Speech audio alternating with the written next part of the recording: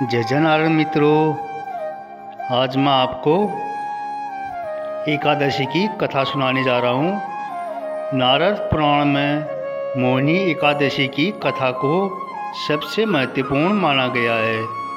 यह कथा न केवल भगवान विष्णु के मायावी रूप को दर्शाती है, बल्कि यह भी बताती है कि कैसे एक पापी व्यक्ति भी अपनी श्रद्धा से मोक्ष पा सकता है। प्राचीन काल में सरस्वती नदी के किनारे भद्रावती नाम की एक सुंदर नगरी थी।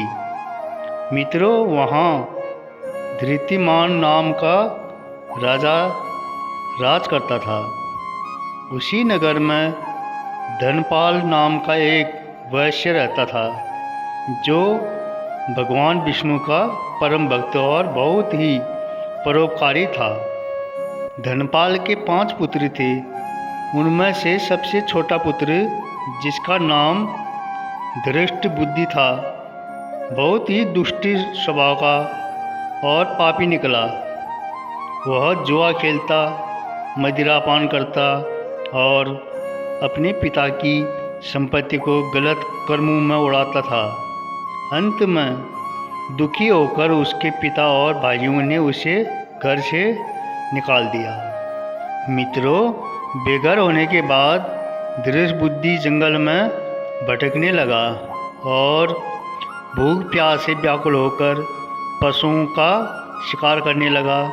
भटकते हुए धृष्ट बुद्धि कौंडिन्य ऋषि के आश्रम में पहुंचा। उस समय बैसाख का महीना था और ऋषि गंगा स्नान करके आ रहे थे। धृष्ट बुद्धि ने ऋषि के चरणों में गिरकर प्रार्थना की, हे ऋषिवर, मुझ पर दया करें। मैंने अपने जीवन में केवल पाप ही किए हैं। क्या कोई ऐसा उपाय है जिससे मुझे इन पापों से मुक्ति मिल सके? ऋषि ने दया भाव से कहा, पुत्र, तुम वैशाख मास के शुक्ल पक्ष की मोहिनी एकादशी का व्रत करो। इस व्रत के प्रभाव से तुम्हारे जन्मांतर के पाप नष्ट हो जाएंगे। व्रत का प्रभाव और विष्णु रूप। धृष्ट बुद्धि ने ऋषि के बताए अनुसार पूरी निष्ठा से व्रत किया। परिणाम, इस व्रत के पुण्य से उसकी बुद्धि शुद्ध हो गई। अंत में भगवान विष्णु की कृपा से वह दिव्य देह धारण कर गरुड़ पर सवार होकर वैकुंठ धाम गया।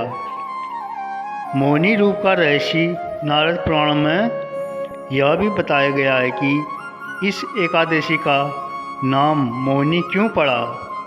जब समुद्र मंथन के दौरान अमृत निकला तो असुरों ने उसे छीन लिया था।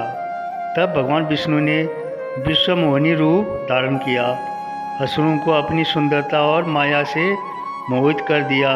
सारा अमृत देवताओं को पिला दिया ताकि धर्म की रक्षा हो सके। मित्रों, कैसी लगी ये कथा? एक बार जय जय नारायण कमेंट में लिख दिए। धन्यवाद।